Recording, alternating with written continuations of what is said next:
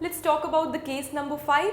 The case number 5 under the topic of area under simple curves is similar to what we have studied in the previous video. In the previous video, we had the entire curve to the right hand side of the y-axis, positive axis that we say. This time we have the entire curve to the left hand side of the positive y-axis. So the curve, as you can see, x is equal to gy has been drawn with the blank ink.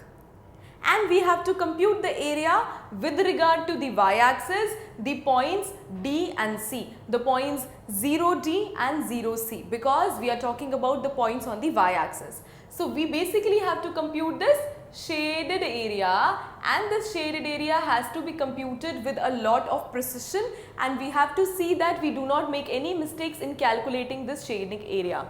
So as you can see that the shaded area has to be calculated with the help of a small rectangular strips. Individual strips would have a definite area, and what do? We basically use that area of one strip and then integrate for whole of the region from C to D. So how do we do it? We are going to consider one strip, and that one strip is very important for the consideration of the whole of the answer. So we will be taking one small strip, and say this small strip which I have shown is a bit big just to understand, otherwise these are very thin, very small strips.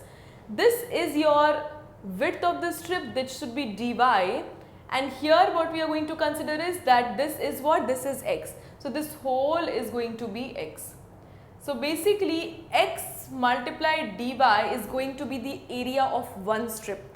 So what will be the answer? The answer will be x dy, the integration from C to B. But mind it, this answer will be what? Since it is towards the left hand side, so this answer should be negative.